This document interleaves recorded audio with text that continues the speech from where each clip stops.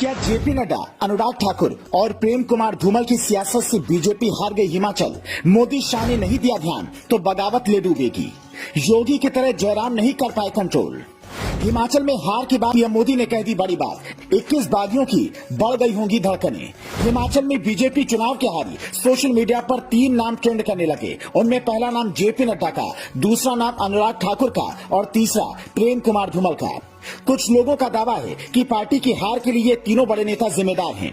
इस दावे के पीछे जो दलील दी जा रही है वो हम आपको बताएं। उससे पहले पीएम मोदी का ये बयान सुनिए, जिसे सुनते ही बागियों की धड़कनें बढ़ सकती हैं। हिमाचल की जनता को यकीन दिलाता हूँ कि भले ही 1% से पीछे रहें, लेकिन विकास के लिए 100% हम रहेंगे। हिमाचल में कभी कमी नहीं आने देंगे। ये जो 1% का अंतर है उस पर मंथन मीटिंग में होगी। कांग्रेस को सीटें जरूर 40 मिली, लेकिन वोट शेयर में दोनों के बीच सिर्फ 1% का अंतर है। ऐसी संभावना है कि हार पर जब भी मंथन होगा, पार्टी के कई बड़े नेता जवाब तलब किए जा सकते हैं।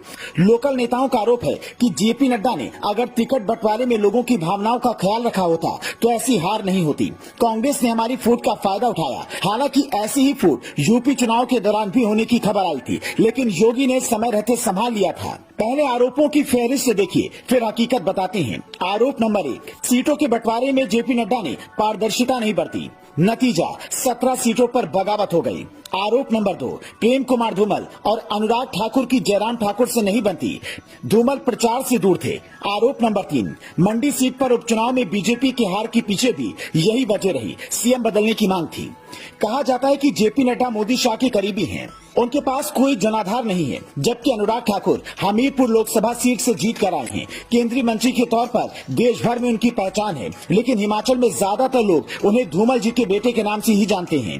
कई रैलियों में अनुराग ठाकुर ने डबल इंजन से लोगों को लुभाने की कोशिश की, लेकिन उनके पिता को चाहने वाले लोग इस बात से नाराज थे कि इतने बड़े नेता को जयराम ठाकुर ने साइडलाइन का ठीक नहीं किया है। नतीजा, हमीरपुर की 5 में से 4 सीटें कांग्रेस ने जीती और 1 सीट निर्दलीय के खाते में गई। यहाँ बीजेपी का सूपड़ा ही साफ हो गया। जेपी नड्डा जिस बिलासपुर जिले से आते हैं, वहाँ की 4 में से 3 सीटें बीजेपी ने जीत ली, लेकिन 2 सीटों पर जीत का अंतर 500 से भी कम रहा। बगावत ऐसी थी कि पीएम मोदी ने फोन कर एक नेता को समझाया, लेकिन वो नहीं माने और फतेहपुर सीट से निर्दलीय चुनाव लड़ने वाले कृपाल सिंह परमार 3000 वोट भी हासिल नहीं कर सके।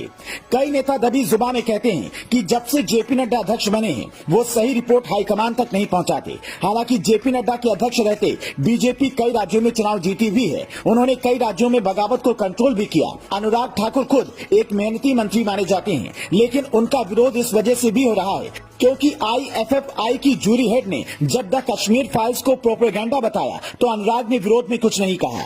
हालांकि सियासी वजहों के अलावा हिमाचल में बीजेपी के हार के कई और कारण रहे। उनमें कांग्रेस के लुभावने वादे भी थे।